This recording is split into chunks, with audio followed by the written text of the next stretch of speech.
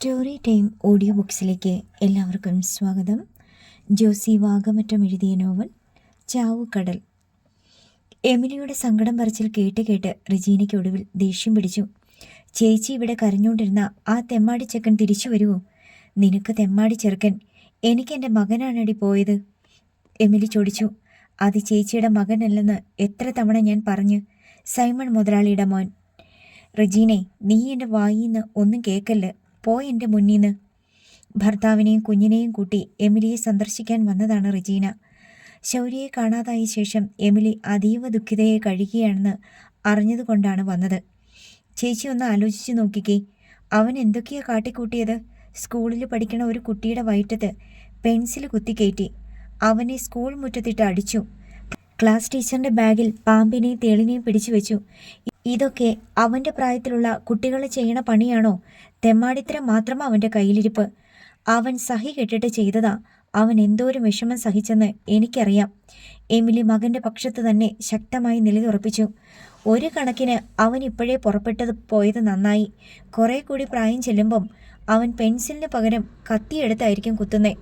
റെജീനയും വിട്ടില്ല. നീ എന്തിനാ റെജീനെ ചേച്ചിയെ കുത്തി നോവിക്കുന്നേ? നീ ആശ്വസിപ്പിക്കാൻ വന്നതാണോ അതോ എരുതിയിൽ എണ്ണയൊഴിക്കാൻ വന്നതാണോ? റെജീനയുടെ ഭർത്താവ് ജോജോ ചോദിച്ചു. ചേട്ടൻ അറിയാഞ്ഞിട്ടാ. അവനൊരു തെമ്മാടിയായിരുന്നു. ഇവിടെ നിന്നിരുന്നെങ്കിൽ ചേച്ചിക്ക് പാരയായിട്ട് വന്നേനെ. അവൻ പോയത് നന്നായിന്ന് കരുതാനുള്ളതിന് പകരം അവൻ എവിടെയെങ്കിലും ജീവിച്ചിരിപ്പുണ്ടെന്ന് അറിഞ്ഞാൽ മതിയായിരുന്നു. എമിലിയുടെ തൊണ്ടയിടറി. ചേച്ചിക്ക് വലിയ സങ്കടം തോന്നുമ്പം ഇടയ്ക്ക് പൂങ്കാവ് പള്ളിയിലോട്ട് വാ. കാരക്കാട്ടെ എൽസമ്മ ഡാൻഡസിനെയും കൂട്ടി പള്ളി വരും. ചിലപ്പോൾ തുമ്പോളി പള്ളിയിലും വരാറുണ്ട്. ഡാൻഡസിനെ ഒന്ന് കാണണം ചേച്ചി. സൂര്യൻ ഉദിച്ചു വരുന്ന പോലിരിക്കും. എന്താ നിറം, എന്താ ഓമനത്വം, എന്താ കഴിവ്. നീ കൂടെ കൂടെ പറയുന്നുണ്ടല്ലോ അവൻ്റെ കാര്യം. ഞാൻ എന്തിനാ വല്ലവരുടെയും മകനെ കാണുന്നേ? വല്ലവരുടെയും മകനല്ല ചേച്ചി, അതും കാരക്കാട്ടെ സൈമൺ മുതലാളിയുടെ മകനാ. ശൗര്യയെ മകനായിട്ട് കാണുന്ന ചേച്ചിക്ക് അവനെയും മകനായിട്ട് തന്നെ കാണാം. ഇന്നത്തെ പോലെ നീ പിന്നെയും പൊട്ടത്തരം പറയില്ല റെജീനെ, എനിക്ക് ദേഷ്യം വരണ. റെജീന ഡാൻഡസിനെ പറ്റി വർണ്ണിച്ചതെല്ലാം വെള്ളത്തിൽ വരച്ച വര പോലെയായി. കാണാതായ ശൗരി കാരക്കാട്ടെ എൽസമ്മയുടെ പുത്രനാണ്. ഡാൻഡസ് എന്ന രാജകുമാരനാണ് ചേച്ചി പ്രസവിച്ച മകൻ എന്ന് വെട്ടിത്തുറന്ന് പറയുന്നതൊഴികെ സകല അഭ്യാസങ്ങളും റെജീന പുറത്തെടുത്ത് പയറ്റി. പക്ഷേ ഡാൻഡസിനെ ശൗര്യയ്ക്ക് പകരമായി എമിലിയുടെ മനസ്സിലേക്ക് തിരികെ കയറ്റാൻ റെജീനയ്ക്ക് സാധിച്ചില്ല. മാത്രമല്ല കുഞ്ഞണ്ണിയും വിൻസിയും ജോജോയും കൂടി റെജീനയ്ക്ക് എതിരാവുകയും ചെയ്തു. നിവർത്തി കെട്ടപ്പോൾ സത്യം വെട്ടിത്തുറന്നു പറഞ്ഞാലോ എന്ന് റെജീന ആലോചിച്ചതാണ്. അവളുടെ നാവിൻ തുമ്പ് വരെ ആ വാക്കുകൾ വന്ന് തരിച്ചു നിന്നു. അസാമാന്യമായ ആത്മസംയമനം കൊണ്ട് റെജീന ആ വാക്കുകളെ തൻ്റെ ഹൃദയത്തിൻ്റെ നിഗൂഢതയിലേക്ക് തന്നെ തിരിച്ചയച്ചു. ശൗര്യക്കുട്ടിയുടെ തിരോധാനം റെജീനയെയും അവളുടെ കുടുംബക്കാരെയും കുറച്ചൊന്നുമല്ല സന്തോഷിപ്പിച്ചത്. പുറപ്പെട്ടു പോയതാണെങ്കിൽ അവൻ ഇനി ഒരിക്കലും വരാതിരുന്നാൽ മതിയായിരുന്നു. എമിലിയുടെ തലേന്ന് ആ പേരുദോഷം മാഞ്ഞു പോയേനെ. ശൗര്യയെ കാണാനില്ലെന്നറിഞ്ഞപ്പോൾ എമിലിയുടെ അമ്മ റോസ്ലിനും അപ്പൻ ദേവസിക്കുട്ടിയും ഒരേ സ്വരത്തിലാണ് പറഞ്ഞത്. തൻ്റെ മകൻ എവിടെ പോയാലും ഒരു കേടും പറ്റാതെ തിരിച്ചു വരണേ എന്ന് കരളുരുകി പ്രാർത്ഥിച്ചുകൊണ്ട് എമിലി ആർത്തുങ്കൽ പള്ളിയിൽ മെഴുകുതിരി കൊളുത്തി പ്രാർത്ഥിച്ചപ്പോൾ റോസ്ലിനും റെജീനയും തുമ്പോളി പള്ളിയിൽ മെഴുകുതിരി കൊളുത്തി പ്രാർത്ഥിച്ചത് ശൗരി ഒരിക്കലും തിരിച്ചു വരാതിരിക്കാൻ വേണ്ടിയായിരുന്നു. ശൗരി പോയതോടെ എമിലിയുടെ ഉത്സാഹം എല്ലാം കിട്ടു. ചായക്കട പോലും എമിലിയുടെ ഉദാസീനത അതേപടി ഏറ്റെടുത്തു. കുഞ്ഞണ്ണ ഇടയ്ക്ക് ഉപദേശിക്കും. എടി എമിലിയെ, നിനക്ക് ശൗര്യ മാത്രമല്ല മക്കള്, ഡെന്നിച്ചനും ജാനറ്റും ഉണ്ട്. അവരെ വളർത്തണ്ടേ? അവർക്ക് ചെലവിന് കൊടുക്കണ്ടേ? ശൗര്യയെ കാണാതായതിൽ കുഞ്ഞണ്ണയ്ക്കും അല്പം വിഷമമുണ്ട്. എന്നാലും അയൽക്കാരികൾ അവൻ പോയത് നന്നായെന്ന മട്ടിൽ സംസാരിക്കുന്നത് കേൾക്കുമ്പോൾ ഒരു സമാധാനവും തോന്നും. മറിയമ്മയും റബേക്കയും സാറയും എല്ലാം കുഞ്ഞിനിയോട് അടക്കം പറഞ്ഞു. ഒരു കണക്കിന് ശൗരി പോയത് നന്നായി. എമിലിയുടെ ദുഷ്പേര് മാറിക്കിട്ടുമല്ലോ. എമിലിക്ക് പക്ഷേ കാണാതായ കുഞ്ഞാടാണ് ഏറ്റവും വിലപ്പെട്ടത്. എല്ലാ ദിവസവും രാവിലെയും വൈകുന്നേരവും അവൾ തെങ്ങും പറമ്പിലും തോട്ടും കടവുകളിലും തിരയാനിറങ്ങും. ശൗര്യ തിരിച്ചു വന്ന് വീട്ടിലേക്ക് കയറി വരാൻ മടിച്ച് അവിടെ എവിടെയെങ്കിലും ഒളിച്ചിരിക്കാൻ സാധ്യതയുണ്ടെന്ന് ചിലപ്പോൾ അവൾക്ക് തോന്നാറുണ്ട്. ആരോ മനസ്സിലിരുന്ന് മന്ത്രിച്ച പോലെ തോന്നും. ശൗര്യക്കുട്ടി വന്നിട്ടുണ്ട് കേട്ടോ, നീ ചെന്ന് വിളിക്കാതെ അവൻ വീട്ടിൽ കയറി വരത്തില്ല കേട്ടാ, നാണക്കേടാ. വൈകുന്നേരം എമിലി കടപ്പുറത്തും പുലിമുട്ടിലും പോയി നോക്കും. ശൗര്യയെ അവൾ തിരക്കിപ്പോകാത്ത കടപ്പുറങ്ങൾ ആലപ്പുഴയിലില്ല. തോട്ടപ്പള്ളി, പുന്നപ്ര, ചള്ളി, മാരാരി, കാട്ടൂർ, ഓമനപ്പുഴ, ചെത്തി, ചേന്നവേലി, ആർത്തുങ്കൽ, അന്ധകാരനഴി, അങ്ങനെ എല്ലാ കടപ്പുറങ്ങളും. പക്ഷേ ആ കടപ്പുറങ്ങളിലുള്ള ആരും ശൗര്യക്കുട്ടി എന്നൊരു ബാലനെ ഒരിടത്ത് വെച്ചും കണ്ടിട്ടില്ല. തെങ്ങും പറമ്പിലെ തെരച്ചിലിൽ ഒരു ദിവസം കാട്ടുപൊന്തയിൽ നിന്ന് ശൗര്യക്കുട്ടിയുടെ സ്കൂൾ ബാഗ് കണ്ടു കിട്ടുകയുണ്ടായി. ശൗര്യ തോട്ടിൽ മുങ്ങി ചത്ത് കാണുമെന്ന് കുറേ പേർ കരുതി. അങ്ങനെ ചത്തെങ്കിൽ ശവം എവിടെയെന്ന് ചിലർ തർക്കിച്ചു. പൊഴിയിലൂടെ കടലിലേക്ക് ഒഴുകിപ്പോയിരിക്കാമെന്ന് ഒരു കൂട്ടർ ഊഹാപോഹം നടത്തി. ശൗര്യക്കെതിരെ പരാതിയുമായി വന്ന പീറ്ററിന്റെ അപ്പൻ ആൻ്റപ്പനെ പിന്നീട് അങ്ങോട്ട് കണ്ടതേയില്ല. അഗസ്റ്റിൻ സാറും ശൗര്യക്കെതിരെ മോഷണക്കുറ്റം ചുമത്തി തിരക്കി വന്ന പോലീസുകാരും ശൗര്യയുടെ തിരോധാനം കണ്ട് തൃപ്തിപ്പെട്ടു. കാരക്കാട്ട് സൈമൺ തരകന്റെ ചെവിയിലും ശൗര്യയുടെ തിരോധാന വാർത്ത എത്തുകയുണ്ടായി. പ്രത്യക്ഷത്തിൽ അതേപറ്റി ഒരഭിപ്രായവും പറഞ്ഞില്ലെങ്കിലും സൈമൺ തരകന്റെ ഉള്ളിൽ നിഗൂഢമായ ഒരാശ്വാസം വിശറി വീശുന്നുണ്ടായിരുന്നു. ശൗര്യയുടെ ശവം എവിടെയെങ്കിലും പൊങ്ങിയെന്ന വാർത്ത കൂടി അയാൾ അടുത്ത ദിവസങ്ങളിൽ പ്രതീക്ഷിച്ചു. ശവം കിട്ടിയിരുന്നെങ്കിൽ മരിച്ചവർക്കുള്ള കുർബാന ഒരെണ്ണം നടത്തിച്ചേക്കാമായിരുന്നു എന്ന് കാരക്കാട്ട് സൈമൺ ആരോടോ പറഞ്ഞതായി കേട്ടിട്ട് എൽസമ്മ ഭർത്താവിനെ ഒന്ന് കുത്തി. അവൻ ചത്ത നിങ്ങൾക്കൊരു വിഷമവും തോന്നൂലേ? ഡാൻഡസും അവനും തമ്മിൽ നിങ്ങൾക്ക് എന്താ വ്യത്യാസം? രണ്ടും നിങ്ങളുടെ ചോരയിലുണ്ടായ മക്കൾ തന്നെയല്ലേ? ഡാൻഡസിനെ ഞാനും ശൗര്യയെ ആ കടപ്പുറംകാരിയും പ്രസവിച്ചെന്നല്ലേ ഉള്ളൂ. അത് കേട്ട് സൈമൺ തരകന്റെ മേലാസകലം വിറഞ്ഞു കയറി. അന്വേഷിച്ച് നോക്കിയ നിന്റെ അപ്പനും കാണുമടി പുളുങ്കുന്നിലും ചങ്ങനാശ്ശേരിയിലുമൊക്കെ ഇതുപോലത്തെ ശൗര്യമാര് കുറേ എണ്ണം. എൻ്റെ അപ്പൻ വിതച്ച കൊയ്യാൻ പറ്റണ വിത്ത് മാത്രമേ വിതച്ചിട്ടുള്ളൂ. വേണമെങ്കിൽ പോയി അന്വേഷിച്ചു നോക്കിക്കോ.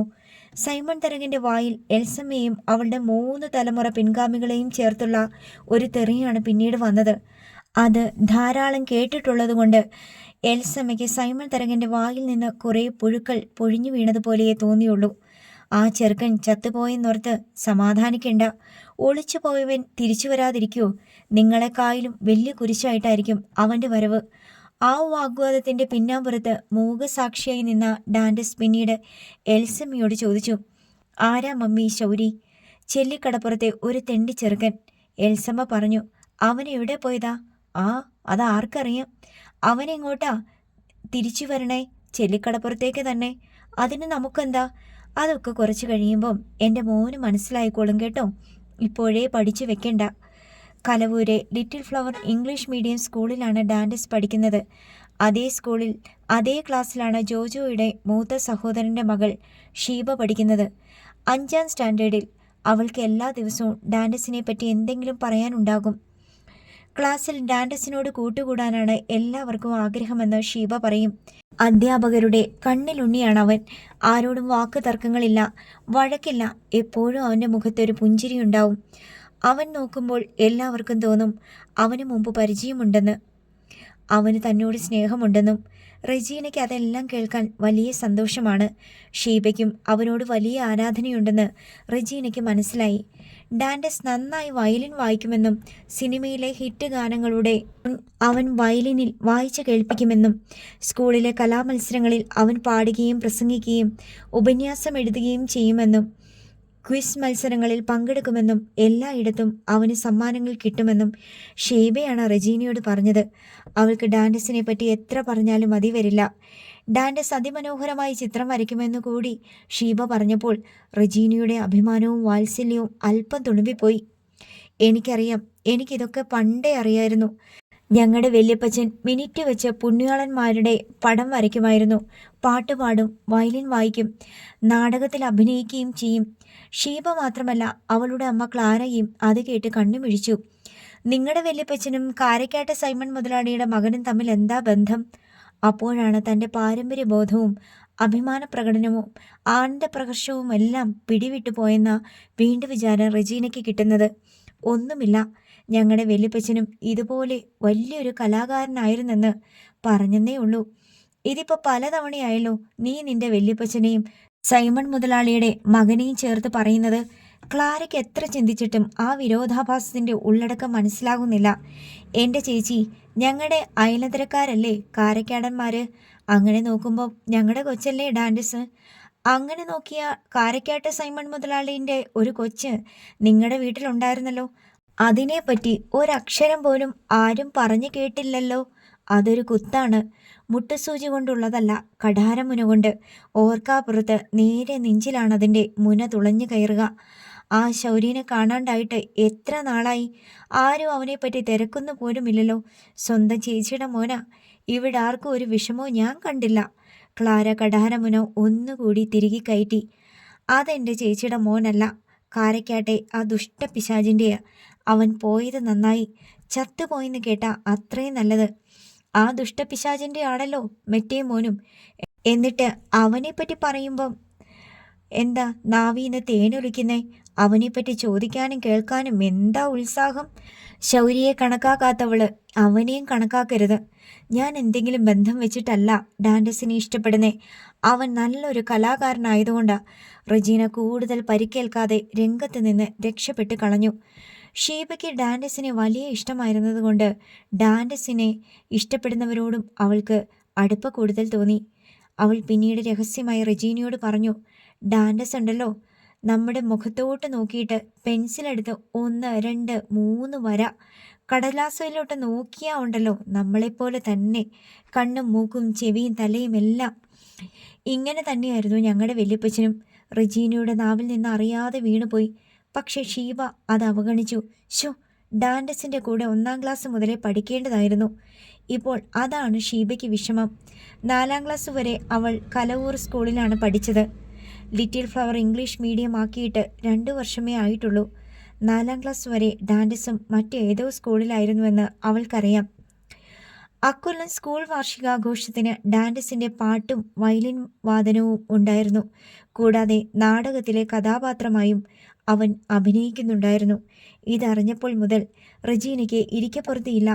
കലാപരിപാടികൾ നടക്കുന്ന ദിവസം മുൻകൂട്ടി അറിഞ്ഞ് അവൾ ഹോസ്പിറ്റലിൽ നിന്ന് അവധിയെടുത്തു. ഷീബയും റജീനയും കൂടി കലാപരിപാടികൾ കാണാൻ വേണ്ടി സ്കൂളിലേക്ക് പോയി. രാത്രി വൈകുമെന്നതിനാൽ ജോജോയുടെ 10 മണിയാകുമ്പോഴേക്കും സ്കൂളിലെത്താൻ പറഞ്ഞേൽപ്പിച്ചിരുന്നു. വയലിൻ വായിക്കാൻ വേണ്ടി ഡാൻഡസിനെ ക്ഷണിച്ചുകൊണ്ടുള്ള അനൗൺസ്മെൻറ്റ് മൈക്കിലൂടെ മുഴങ്ങിയപ്പോൾ കോരിത്തരിച്ചിട്ട് റജീനയുടെ രോമകൂപങ്ങൾ ഉണർന്നു നിന്നു. അവൾ കണ്ണും വയ്ക്കാതെ സ്റ്റേജിലേക്ക് തന്നെ നോക്കി നിന്നു. ഡാൻഡസ് വയലിനുമായി സ്റ്റേജിലേക്ക് വരുന്നത് കണ്ട് അവൾ അത്ഭുത സ്തബ്ധയായി. ചാരനിറത്തിലുള്ള സൂട്ടും കോട്ടും ബോ ടൈയും ഒക്കെയായി ഒരു രാജകുമാരനാണ് സ്റ്റേജിലേക്ക് വരുന്നതെന്ന് അവൾക്ക് തോന്നി. വാസ്തവത്തിൽ വയലിൻ ഒരു സംഗീതോപകരണം ആണെന്നല്ലാതെ അവൾക്ക് അതേപ്പറ്റി ഒന്നും അറിഞ്ഞുകൂടായിരുന്നു. അവളുടെ വല്യപ്പച്ചൻ പള്ളിയിലെ പാട്ടുകുർബാനകളിലും പെരുന്നാൾ കുർബാനകളിലും വയലിൻ വായിക്കുന്നത് അവൾ കണ്ടിട്ടുണ്ട്. അന്ന് അവൾ കൊച്ചുകുട്ടിയായിരുന്നു. വല്യപ്പച്ചൻ്റെയോ വയലിൻ്റെയോ പ്രാധാന്യം അറിഞ്ഞുകൂടാത്ത പ്രായം. വല്യപ്പച്ചനോ വയലിനോ ഇല്ലെങ്കിലും കുഴപ്പമില്ല, ഉണ്ടെങ്കിലും കുഴപ്പമില്ല. ആകെയുള്ള സുഖം വല്യപ്പച്ചനെ പറ്റി ആളുകൾ പുകഴ്ത്തി പറയുന്നത് കേൾക്കുമ്പോഴുള്ള അഭിമാനം മാത്രമാണ്. എന്നാൽ ഇപ്പോൾ ഡാൻഡസ് വയലിൻ വായിച്ചു തുടങ്ങിയപ്പോൾ ആ വിശുദ്ധമായ സംഗീതോപകരണത്തിൽ നിന്ന് വരുന്ന നാദധാര സ്വർഗീയമാണെന്നും അവനൊരു മാലാഖയാണെന്നും അവൾക്ക് തോന്നി. മൺമറഞ്ഞു പോയ വല്യപ്പച്ചൻ സ്വർഗത്തിലിരുന്നു കൊണ്ട് തൻ്റെ ജീവനും ആത്മാവും സംഗീതവും പകർന്നു കൊടുത്ത് കൊച്ചുമകനെ അനുഗ്രഹിക്കുകയാണ്. റജീനയ്ക്ക് ഒരേ സമയം തന്നെ ചിരിയും കരച്ചിലും വന്നു. സദസ്യർ എഴുന്നേറ്റ് നിന്ന് കരഘോഷം ഒഴുക്കിയപ്പോൾ അവൾ അതിനേക്കാൾ ഉച്ചത്തിൽ കൈപ്പത്തികൾ വേദനിക്കും വിധം കൈയടിച്ചു.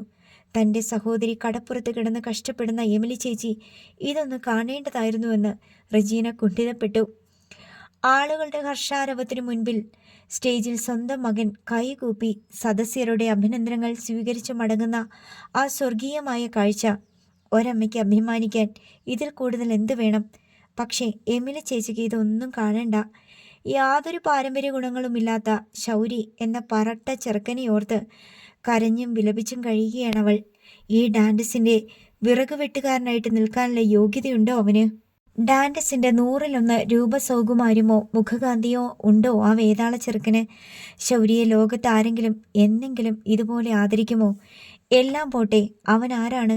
ചേച്ചിയുമായി അവൻ എന്ത് ബന്ധം? ഇനിയെങ്കിലും എല്ലാ സത്യവും ചേച്ചിയോട് തുറന്നു പറയേണ്ടതാണെന്ന് റജീനയ്ക്ക് തോന്നി. ശൗരി എന്തായാലും നാടുവിട്ട് ഒളിച്ചോടിപ്പോയി കഴിഞ്ഞു. അല്ലെങ്കിൽ തോട്ടിലോ കടലിലോ മുങ്ങിച്ചെത്തു കഴിഞ്ഞു. ഇനി ഒരിക്കലും അവൻ തിരിച്ചു വരാൻ പോകുന്നില്ല. അവനെ ഓർത്ത് സങ്കടപ്പെട്ട് ഇനിയുള്ള കാലം മനസ്സിലാദ്യമായി തൻ്റെ ചേച്ചി ജീവിക്കേണ്ടി വരുന്നത് കഷ്ടമാണ്. നഷ്ടപ്പെട്ടത് അന്യൻ്റെ സന്തതിയാണെന്നും സ്വന്തം മകൻ സകല സൗഭാഗ്യങ്ങളോടും കൂടി അവൻ അർഹതപ്പെട്ട അതേ സ്ഥലത്ത് തന്നെ രാജകുമാരനെ പോലെ ജീവിക്കുന്നുണ്ടെന്നും തൻ്റെ ചേച്ചി അറിയേണ്ടതല്ലേ? അവനെ കാണുകയും അറിയുകയും അവനെ ഓർത്ത് ആനന്ദിക്കുകയും അഭിമാനിക്കുകയും ചെയ്യേണ്ടതല്ലേ? തീർച്ചയായും ചേച്ചിയോട് പറയുക തന്നെ വേണം.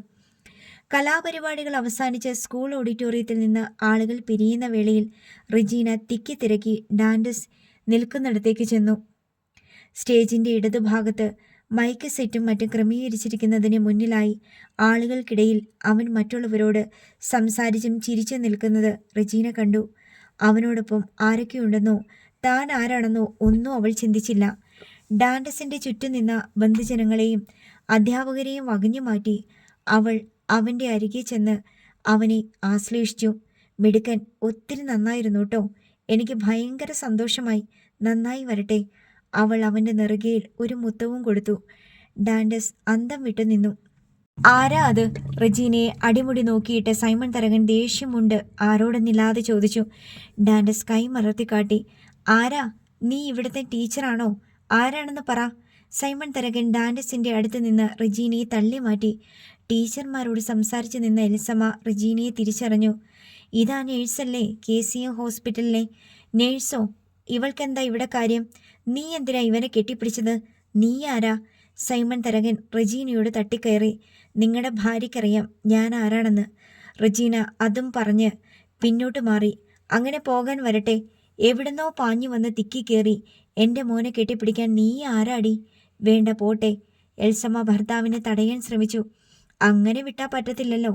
സൈമൺ തരകൻ്റെ മോനെ കെട്ടിപ്പിടിക്കാൻ ഇവൾ ആരാണെന്ന് പറഞ്ഞിട്ട് പോയാൽ മതി. എല്ലാ കണ്ണുകളും റജീനയുടെ മേലിലായി. ഷീബയും ജോജോയും അപ്പോഴേക്കും അങ്ങോട്ട് തിക്കി തിരക്കി എത്തി. റജീന സൈമൺ തരകനെ തറപ്പിച്ചു നോക്കി. എന്നിട്ട് പറഞ്ഞു, ഞാൻ ആരാണെന്ന് പറഞ്ഞാൽ നിങ്ങൾ ഇവിടുന്ന് തലയും താഴ്ത്തി പിടിച്ച് പോകേണ്ടി വരും. അപ്പോഴേക്കും ജോജോ അവളുടെ കൈക്ക് പിടിച്ചു. ഇവിടെ എന്താ വഴക്ക്? വാ പോകാം. അങ്ങനെ പോകാൻ പറ്റില്ലെന്ന് കാര്യം പറഞ്ഞിട്ട് പോ. സൈമൺ തരകൻ വിടാൻ ഭാവമില്ല. കടപ്പുറം രാജാവായ തൻ്റെ ഏഴയിലത്ത് നിൽക്കാൻ പോലും യോഗ്യതയില്ലാത്ത ഒരുത്തി ഓർക്കാപ്പുറത്ത് വന്ന് തൻ്റെ മകനോട് കാണിച്ച അധികാരവും അതിസ്വാതന്ത്ര്യവും അയാൾക്ക് ക്ഷമിക്കാൻ കഴിയുന്നതല്ല. അഭിനന്ദിച്ചതായിരിക്കും. പോട്ടെ സാറേ. അധ്യാപകർ സൈമൺ തരകനെ തണുപ്പിക്കാൻ ശ്രമിച്ചു. ഇതിനു മുമ്പൊരിക്കെ തുമ്പോളി പള്ളിയിൽ വെച്ച് ഇങ്ങനൊരു പ്രശ്നം ഉണ്ടായില്ലേ? അതും ഇവളല്ലായിരുന്നോ? സൈമൺ തരകന് ആ പള്ളിമുറ്റത്ത് വെച്ചുണ്ടായ സംഭവം ഓർമ്മ വന്നു. വാ, ഇവിടെ പോകാം. ജോജോ പിന്നെയും റജീനയെ പിന്തിരിപ്പിക്കാൻ ശ്രമിച്ചു. റജീനയ്ക്ക് പക്ഷെ പേടിയൊന്നും തോന്നിയില്ല. ഇതൊരവസരമാണെന്ന് അവൾക്ക് തോന്നി. എല്ലാ സത്യവും തുറന്നു പറയാൻ ഇതിനേക്കാൾ പറ്റിയ ഒരു സന്ദർഭം ഇനി കിട്ടാനില്ല. അവൾ വാ തുറക്കാൻ ഭാവിച്ചപ്പോഴേക്കും ജോജോ ശക്തിയായി അവളുടെ കൈ പിടിച്ച് പിന്നോട്ട് വലിച്ചു. ഇവിടെ വരാനാ പറഞ്ഞത്. അവിടെ നില്. കാര്യം പറഞ്ഞിട്ട് പോയാൽ മതി. ഞാൻ തലയും താഴ്ത്തി പിടിച്ച് പോകാമെന്ന് പറഞ്ഞതിൻ്റെ കാര്യം എന്താണെന്ന് പറ. സൈമൺ തരകൻ റജീനയുടെ കൈക്ക് പിടിച്ചു നിർത്തി. റജീനയുടെ കണ്ണ് തീപ്പൊരി വീണതുപോലെ എരിഞ്ഞു. 10 കൊല്ലം മുമ്പ് നിങ്ങൾ ചെല്ലിക്കടപ്പുറത്തിട്ട് ഒരു പെണ്ണിനെ നശിപ്പിച്ചില്ലേ എമിലി? കടലിൽ പോയി കപ്പലിടിച്ച് കാണാണ്ടായ ആഞ്ചലോസിൻ്റെ പെണ്ണ് ഓർക്കുന്നുണ്ടോ മുതലാളി? അന്ന് നിങ്ങൾ മീൻകൂടത്തിലിട്ട് പീഡിപ്പിച്ചത് എൻ്റെ ചേച്ചീനെയാ. ആ വകയിലൊരു മകനുമുണ്ട് ചേച്ചിക്ക്. ദാ ഇവൻ്റെ പ്രായത്തിൽ തന്നെ ഒരുത്തൻ, നിങ്ങളുടെ തന്നെ മകൻ ശൗരി. സൈമൺ തരകൻ സ്തംഭിച്ചു നിന്നുപോയി. ഇവിടെ ഈ അധ്യാപകരുടെയും മറ്റാളുകളുടെയും വിദ്യാർത്ഥികളുടെയും തൻ്റെ ഭാര്യയുടെയും മകൻ്റെയും മുൻപിൽ വെച്ച് ഇങ്ങനെ ഒരു അപമാനം അയാൾ ഒരിക്കലും പ്രതീക്ഷിച്ചില്ല. മുട്ടസൂചി നിലത്ത് വീണാൽ കേൾക്കാവുന്ന നിശബ്ദത. എല്ലാ കണ്ണുകളും റജീനയിലേക്കും പിന്നെ സൈമൺ തരകനിലേക്കും നീണ്ടു. റജീനയെ പിടിച്ചു വലിച്ചാണ് ജോജോ സ്റ്റേജിൻ്റെ അരികിൽ നിന്ന് പുറത്തേക്ക് കൊണ്ടുപോയത്. അവളുടെ ശരീരം ബാധ കയറിയതുപോലെ വിറകൊള്ളുന്നുണ്ടായിരുന്നു.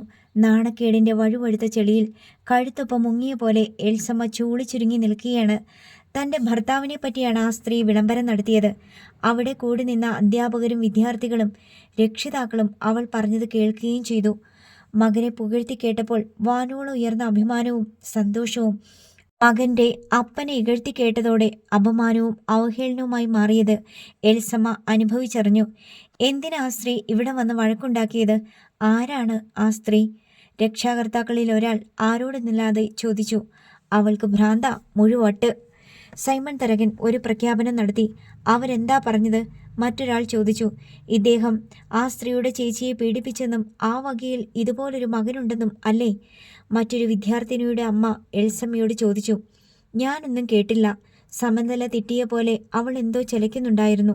എൽസമ്മ പറഞ്ഞു. അവളെ വിട്ടത് ശരിയായില്ല, പിടിച്ച് പോലീസിൽ ഏൽപ്പിക്കേണ്ടതായിരുന്നു. അധ്യാപികമാരിൽ ഒരാൾ പറഞ്ഞു. എല്ലാം കണ്ടും കേട്ടും വിഷണ്ണനായി നിൽക്കുകയാണ് ഡാൻഡസ്. ഞങ്ങൾ പോട്ടെ ടീച്ചർ. ഹെഡ് മിസ്ട്രസിനോട് തിടുക്കത്തിൽ യാത്ര പറഞ്ഞ് എൽസമ്മ ഡാൻഡസിൻ്റെ കൈ പിടിച്ചുകൊണ്ട് സ്റ്റേജിന് പിന്നിലേക്ക് നീങ്ങി. ഡാൻഡസിന് വയലിൻ എടുത്ത് കാറിൽ വെക്കണമായിരുന്നു. സൈമൺ തരകൻ പ്രതികാരദാഹത്തോടെയാണ് കാറിൽ വന്ന് കയറിയത്. റിജീനയെ സ്കൂളിൻ്റെ പരിസരത്ത് എവിടെയെങ്കിലും കണ്ടാൽ കാർ ഇടിപ്പിച്ച് കൊല്ലണമെന്ന് അയാൾ വിചാരിച്ചു. കാറിൻ്റെ ഹെഡ്ലൈറ്റ് വെളിച്ചത്തിൽ സ്കൂളിൻ്റെ അങ്കണത്തിലും റോഡരികിലുമായി കണ്ട സ്ത്രീകൾ ഓരോരുത്തരും റിജീന എന്ന സ്ത്രീയാണെന്ന് അയാൾക്ക് തോന്നി. പതിയെ ഓടിക്ക്. എങ്ങോട്ടാ ഇത്ര ഭ്രാന്തെടുത്ത്? പിൻസീറ്റിലിരുന്ന് എൽസമ്മ അരിശം കൊണ്ടു. നിന്റെ അപ്പൻ്റെ കുഴിമാടത്തിലോട്ട്. സൈമൺ തരകൻ മറുപടി നൽകി. അതാ ഇതിനേക്കാൾ ഭേദം. നാണക്കേടില്ലാതെ ചെന്ന് കിടക്കാൻ പറ്റിയ സ്ഥലം. നിനക്ക് അവളെ അറിയായിരുന്നില്ലേടി? നീയല്ലേ അവളെ ഇത്ര അടുപ്പിച്ചത്? KCMലെ നേഴ്സാണെന്നല്ലാതെ എനിക്കെന്തറിയാം. ഞാൻ ഡാൻഡസിനെ പ്രസവിച്ചു കിടന്നപ്പോൾ അവളായിരുന്നു ലേബർ റൂമിൽ. എൽസമ്മ പറഞ്ഞു. അവൾക്ക് ഞാൻ വെച്ചിട്ടുണ്ട്. KCMലെ പണിയൊക്കെ ഞാൻ പൂട്ടിച്ചോളാം. അവളുടെ ആയുസ് ഇനി സൈമൺ തരകൻ തീരുമാനിക്കും. വെറുതെ ഇല്ലാത്ത പ്രശ്നമുണ്ടാക്കണ്ട. നിങ്ങൾ ചെയ്ത പാപത്തിൻ്റെ ശമ്പളമല്ലേ ഇതൊക്കെ? അതിനെതിരെ എന്തൊക്കെ ചെയ്താലും നിങ്ങൾ പിന്നെയും പിന്നെയും നാറിക്കൊണ്ടിരിക്കും. ഇതുവരെയുള്ള അനുഭവം അങ്ങനെയാ. ഞാൻ എന്ത് ചെയ്തു എന്നാ നീ പറയണത്? പാപത്തിൻ്റെ ശമ്പളം കിട്ടാൻ? അതാ നേഴ്സ് ഉച്ചത്തിൽ വിളിച്ച് പറഞ്ഞല്ലോ. സകലരും കേൾക്കുകയും ചെയ്തു. അവൾ പറഞ്ഞ ഭ്രാന്ത് ആര് വിശ്വസിക്കുന്നു? പിന്നെ എന്തെങ്കിലും കിട്ടാൻ കാത്തിരിക്കുക മനുഷ്യന്മാർ. കുഴിയാനെ താപ്പാനയാക്കുന്നവരാ. ഒരു തുമ്പ് കിട്ടിയാൽ മതി. എൽസമ്മ പിറുപിറുത്തു. ആർക്കും ഒന്നും മനസ്സിലായിട്ടില്ല. ആ പെണ്ണെന്തോ പറഞ്ഞു. എനിക്ക് പോലും ശരിക്കും പിടികിട്ടിയില്ല. അവൾ ആരാണെന്നാ പറഞ്ഞത്? ചെല്ലിക്കടപ്പുറത്തെ എമിലിയുടെ അനുജത്തി. കെട്ടിയോൻ ചത്ത എമിലീനെ നിങ്ങൾ കടപ്പുറത്തിട്ട് നശിപ്പിച്ചെന്നും ആ വകയിൽ നിങ്ങൾക്ക് ഇതുപോലൊരു മകനുണ്ടെന്നുമാ ആ സ്ത്രീ വിളിച്ചു പറഞ്ഞത്. അവൻ്റെ പേരും പറഞ്ഞു, ശൗരി. ഇതിലിനി എന്താ മനസ്സിലാകാനുള്ളത്? ആ കൊച്ചിൻ്റെ മുന്നിലിരുന്ന് വിളിച്ചു പറയാതെടി കഴിവരുടെ മോളെ. സൈമൺ തരകൻ ആക്രോശിച്ചു. അവനെന്താ പൊട്ടനാണോ? വയസ്സ് 10 കാണുന്നതും കേൾക്കുന്നതും ഒക്കെ അവന് മനസ്സിലാകും. ഞാൻ ആവുന്നത്ര പറഞ്ഞതാ പോട്ടേ പോട്ടേന്ന്. അവളെ വിട്ടേക്കാൻ. അപ്പോൾ സമ്മതിച്ചില്ല. അവൾ ആരാണെന്നറിയണം. എന്തിനാണ് മോനെ കെട്ടിപ്പിടിച്ചതെന്നറിയണം. എന്നിട്ടിപ്പോൾ എന്തായി? ഞാനും എൻ്റെ മോനും ആരായി? അവൾ ഇങ്ങനത്തെവളാണെന്ന് ഞാൻ അറിഞ്ഞോ? അറിയാവുന്ന നീ പറഞ്ഞോ? എനിക്കറിയാവുന്നത് അവൾ എൻ്റെ പ്രസവം എടുത്ത നേഴ്സാണെന്ന് മാത്രമാ. എമിലിയുടെ അനുജത്തിയാണെന്ന് എനിക്കറിയില്ല. എൽസമ്മ തൻ്റെ നിരപരാധിത്വം വെളിപ്പെടുത്തി. നാശം പിടിച്ചവളെ എന്താ ചെയ്യണ്ടേ? ഒന്നും ചെയ്യാതിരുന്നാൽ അത്രയും സ്വസ്ഥത കിട്ടും. എൻ്റെ മോന് ഇനി ആ സ്കൂളിൽ തലയുയർത്തിപ്പിടിച്ച് നടക്കണ്ടല്ലോ. എല്ലാവരും അറിഞ്ഞില്ലേ അവൻ്റെ അപ്പൻ്റെ തനിനിറം? ഡാൻഡസ് എല്ലാം കേട്ടുകൊണ്ട് മുൻ സീറ്റിൽ ചാരി കിടപ്പുണ്ടായിരുന്നു. അവൾ എന്തിന് എൻ്റെ കൊച്ചിനെ കെട്ടിപ്പിടിക്കാൻ വന്നു? അതാ എനിക്ക് മനസ്സിലാകാത്തെ. സൈമൺ തരകന് എത്തും പിടിയും കിട്ടിയില്ല. ഹോസ്പിറ്റലിൽ വെച്ച് ഡാൻഡസിനെ നോക്കിയത് അവളാ. അതിൻ്റെ സ്നേഹമാ. എൽസമ്മ പറഞ്ഞു. കാരക്കാട്ടെ ബംഗ്ലാവിലെത്തി കാറിൽ നിന്നിറങ്ങി വീട്ടിലേക്ക് കയറവേ ഡാൻഡസ് ചോദിച്ചു. ആരാ മമ്മി ശൗരി? എൽസമ്മ തല തിരിച്ച് തൻ്റെ ഭർത്താവിനെ ഒന്ന് നോക്കി. സൈമൺ തരകൻ തൻ്റെ ഭാര്യയെയും തറപ്പിച്ചു നോക്കി. പറഞ്ഞു കൊടുക്കടി, വേണ്ടാദിനങ്ങളെല്ലാം പഠിച്ചു വളരട്ടെ. എത്ര ഒളിച്ചു വെച്ചാലും അവനൊരു കാലത്ത് എല്ലാം തിരിച്ചറിഞ്ഞോളും. എൽസമ്മ ഡാൻഡസിൻ്റെ കൂടെ പൂമുഖത്തേക്ക് നടന്നു. മോനെ, അത് ചെല്ലിക്കടപ്പുറത്തെ ഒരു തെമ്മാടി ചെറുക്കനാ. പപ്പയുടെ മകനാണോ മമ്മി അത്? ഡാൻഡസിൻ്റെ നാവിൽ നിന്ന് അത് കേട്ടതും എൽസമ്മയുടെ നെഞ്ചിലൊരു മിന്നൽ പിടുത്തമുണ്ടായി. അങ്ങനെ ആര് പറഞ്ഞ്? ആ ചേച്ചി ഉറക്കെ പറഞ്ഞല്ലോ പപ്പയുടെ നേരെ കൈ ചൂണ്ടിക്കൊണ്ട്. ആ ചേച്ചിക്ക് തലയ്ക്ക് സുഖമില്ല, അതാ. ഡാൻഡസ് നിമിഷങ്ങളോളം ആലോചിച്ചു. എന്നിട്ട് ചോദിച്ചു, ആണോ? ആ ആണോയ്ക്ക് പിന്നിൽ അവൻ്റെ ബുദ്ധിക്കും ഓർമ്മയ്ക്കും ദഹിക്കാത്ത എന്തൊക്കെയോ സംശയങ്ങളുണ്ടെന്ന് എൽസമ്മയ്ക്ക് മനസ്സിലായി. കാലാന്തരത്തിൽ കടപ്പുറത്ത് നിന്ന് തന്നെ അവൻ ഉത്തരങ്ങൾ തെരഞ്ഞ് പെറുക്കിയെടുത്തുകൊള്ളുമെന്നും. മോട്ടോർ ബൈക്കിൽ വീട്ടിൽ തിരിച്ചെത്തുവോളം റെജീനയ്ക്ക് ജോജോയുടെ ശകാരം കേൾക്കേണ്ടി വന്നു. ദേഷ്യം കാരണം അയാൾ റോഡിലെ കുഴികളിലെല്ലാം ബൈക്ക് കയറ്റിയിറക്കി. ഇതെന്താ ജോപ്പപ്പ, എൻ്റെ റെജീനമ്മ അമ്മയുടെ നടുവൊടിക്കുമല്ലോ. അപ്പോഴാണ് ഷീബയും കൂടി ബൈക്കിലിരിപ്പുണ്ടല്ലോ എന്ന ബോധം ജോജോയ്ക്കുണ്ടായത്. എടി പോത്തേ, ബുദ്ധിയില്ലാത്ത കഴുതേ, പന്നിയുടെ മോളെ, നീ എന്ത് വിചാരിച്ചാണടി കാരക്കാട്ട് സൈമൺ മുതലാളിയോട് കൊമ്പ് കോർക്കാൻ പോയത്? ജോജോ ചീറിക്കൊണ്ട് ബൈക്ക് ഓടിച്ചു. എടി, നീ ആരാണെന്നാ നിന്റെ വിചാരം? അയാൾ ആ ഭീമൻ കൈവീശി ഒറ്റയടി തലയ്ക്ക് വെച്ച് തന്നിരുന്നെങ്കിൽ ആഡിറ്റോറിയം നിറച്ചും ചെളിയായേനെ നിന്റെ തലമണ്ടയിലെ. അത് കേട്ട് ഷീബ രണ്ടുപേരുടെയും ഇടയ്ക്ക് ഞെരുങ്ങിയിരുന്ന് പൊട്ടിച്ചിരിച്ചു. ഇളിക്കല്ലേ ഷീബേ, എനിക്ക് നിന്നോടും കൂടി ദേഷ്യം വരുന്നു. നീ എന്തിനാ ഇവിടെ നിന്റെ സ്കൂളിലോട്ട് എഴുന്നള്ളിച്ചുകൊണ്ട് പോയത്? ഡാൻഡസിൻ്റെ പാട്ടും വയലിനും കേൾക്കാൻ. ഡാൻഡസ് വലിയ മുതലാളിമാരുടെ വീട്ടിൽ അങ്ങനെ കഴിവുള്ള നല്ല മിടുക്കന്മാരുണ്ടാവും. അതിന് ഈ പള്ളത്തിൽ കിടന്ന് പൊളയ്ക്കണത് എന്തിനാണെന്ന് എനിക്ക് മനസ്സിലാവാതെ. അയാളെ വെല്ലുവിളിക്കേണ്ട കാര്യമെന്താ? റെജീന വാ പൂട്ടി മുദ്ര വെച്ചിരിക്കുകയാണ്. വായിൽ കമ്പിട്ട് കുത്തിയാലും ഇനി ഒരക്ഷരം ഉരിയാടുന്ന ലക്ഷണമില്ല. അങ്ങോട്ട് ഇടിച്ചു കയറി ചെന്ന് ആ ചെറുക്കനെ കെട്ടിപ്പിടിച്ചേക്കണ്. എന്നേത്തിൻ്റെ സൂക്കേടാണെന്ന് നോക്കണേ, ആളും തരവും നോക്കണ്ടേ. അവൻ പാട്ടുപാടുകയും വയലിൻ വായിക്കുകയും ചെയ്യുന്നുണ്ടെങ്കിൽ അവൻ്റെ തന്തയ്ക്കും തള്ളയ്ക്കും കൊള്ളാം. നമുക്ക് എന്തോന്ന് മെച്ചം. അങ്ങനെ വീട്ടിലെത്തി. ജോജോ ബൈക്ക് സ്റ്റാൻഡിൽ കയറ്റി വെക്കുമ്പോഴേക്കും റെജീന മുഖം വീർപ്പിച്ച് പോയി കിടന്നു കഴിഞ്ഞു. ജോജോ മുറിയിലേക്ക് കയറി ലൈറ്റിട്ടു. നിനക്ക് നിന്റെ കൊച്ചിനെ വേണ്ടേടി? റെജീന മിണ്ടിയില്ല. അത് അമ്മയുടെ കൂടെ കിടന്നുറങ്ങി കരഞ്ഞ് കരഞ്ഞ്. അതിനും ഉത്തരം വന്നില്ല. വൈകുന്നേരം പോയതല്ലേ ഇവിടുന്ന്, നീ ഒന്നും കഴിക്കുന്നില്ലേ? ആ ചോദ്യത്തിനും റെജീന ആശങ്കാജനകമായ മൗനം ഭജിച്ചു. എന്നാ നീ ഒന്നും തിന്നണ്ട, പട്ടിണി കെടാ. ജോജോ വാതിലടച്ചു. ഷീബ റെജീന വരാൻ വേണ്ടി അടുക്കളയിൽ അല്പസമയം കാത്തു നിന്നിട്ട് ചോറെടുത്ത് കഴിച്ചു. എടി, നിന്നോട് പറഞ്ഞതാണോടി കുറ്റം? ജോജോ തലയണയിൽ കൊടും കൈ കുത്തി. റെജീനയ്ക്കരികെ ചെരിഞ്ഞു കിടന്ന് അവളുടെ ചെവിയിൽ ഒരു ശകാരം ചൊരിഞ്ഞു. ആ സൈമൺ മുതലാളി ആരാ? നീ ആരാ? നീ ഇത്ര പൊട്ടിയാണോ? അയാൾ വിചാരിച്ചാൽ നിന്റെ ജോലി കളയിക്കും, അറിയോ? വെറും അറിവാണിച്ചുകളെ കൊണ്ട് നിന്നെ അയാൾ നടു റോഡിലിട്ട് തല്ലിക്കും. അങ്ങനൊന്നും ചെയ്യാൻ മടിയില്ലാത്തവനാ. നിന്റെ ചേച്ചിയോട് അയാൾ ചെയ്തത് എന്താണെന്ന് നിനക്കറിയാവല്ലോ. റെജീന മറുവശത്തേക്ക് പുറംതിരിഞ്ഞു കിടന്നു. നാണമുണ്ടോടി നിനക്ക് അത്രയും പേരുടെ മുന്നിൽ വെച്ച് വിളിച്ചു പറയാൻ നിന്റെ ചേച്ചി അയാളുടെ മോനെ പിഴച്ചു പറ്റുന്ന്? അഭിമാനം എന്ന് പറയുന്ന സാധനം തൊട്ട് തേച്ചിട്ടുണ്ടോടി നിന്റെ ഏഴയലത്ത്? നിന്റെ ചേച്ചി എത്ര ഭേദം. ഒരിടത്തും പറഞ്ഞുകൊണ്ട് നടക്കുന്നില്ലല്ലോ എൻ്റെ മോൻ ശൗര്യയുടെ തന്ത കാരക്കാട്ടെ സൈമൺ മുതലാളിയാണെന്ന്. ആ സ്കൂളിലുള്ള ടീച്ചേഴ്സും കുട്ടികളും അവരുടെ രക്ഷാകർത്താക്കളും ഒക്കെ നിന്നെപ്പറ്റി എന്താ വിചാരിച്ചിരിക്കണേ? എന്നെപ്പറ്റി എന്ത് വിചാരിച്ചാലും വേണ്ടില്ല, ഞാൻ പറയാനുള്ളത് പറഞ്ഞു, അത്രയേ ഉള്ളൂ. റെജീന ഒടുക്കം വായി തുറന്നു. വളഞ്ഞ്. നിന്റെ ചേച്ചിയുടെ മാനം നശിപ്പിച്ചവൻ്റെ കൊച്ചിനോട് എന്താ നിനക്ക് ഇത്രയ്ക്ക് സ്നേഹവും വാത്സല്യവും? നീ കുറേ തവണയായിട്ട് പറയണല്ലോ ഡാൻഡസ് ഡാൻഡസ് ഡാൻഡസ്. നിന്റെ വല്യപ്പച്ചൻ്റെ അതേ നിറം, അതേ രൂപം, അതേ പാട്ട്, അതേ വയലിൻ, അതേ വരാന്ന്. എന്തിൻ്റെ കേടാ നിനക്ക്? അയാളുടെ ഒരു മോനെ നിന്റെ ചേച്ചി പ്രസവിച്ചല്ലോ, ശൗരി. അവനെ നീ തൊട്ടിട്ടുണ്ടോടി? ശൗരിന്ന് നീ സ്നേഹത്തോടെ ഒന്ന് വിളിച്ചിട്ടുണ്ടോ? ഒരു മുട്ടായി വാങ്ങിച്ചു കൊടുത്തിട്ടുണ്ടോടി നീ അവന്? ശത്രുവിനോട് പെരുമാറുന്ന പോലല്ലായിരുന്നോടി നീ ആ കൊച്ചിനോട്? കുശുമ്പും കുന്നായ്മയും പഞ്ഞത്തരവും എന്നിട്ട് ഡാൻഡസിനെ കെട്ടിപ്പിടിക്കാൻ ചെന്നേക്കണ്. അവൻ ആരാ? അവനോ? അവൻ എൻ്റെ ചേച്ചിയുടെ മോനാ. സഹി കെട്ട് ചങ്കു പൊളഞ്ഞ് റെജീന തൻ്റെ പല്ലുകൾക്കിടയിലൂടെ ചീറി. ആര്? ഡാൻഡസോ? നിനക്ക് വട്ടാണോടി? ഞാൻ സത്യ പറഞ്ഞത്. ആർത്തുങ്ക പുണ്യാളച്ചനാണേ സത്യം. ഡാൻഡസ് എൻ്റെ ചേച്ചിയുടെ മോനാ. ശൗര്യ കാരക്കാട്ടെ എൽസമ്മ പെറ്റത്. നീ എന്തോന്നാടി പറയുന്നേ? ജോജോ അന്തം വിട്ടു. ഞാനാ കൊച്ചുങ്ങളെ തമ്മിൽ മാറ്റിയത് KCMലെ ലേബർ റൂമിൽ വെച്ച്. റെജീന പറഞ്ഞത് കേട്ട് ജോജോ നടുങ്ങിപ്പോയി.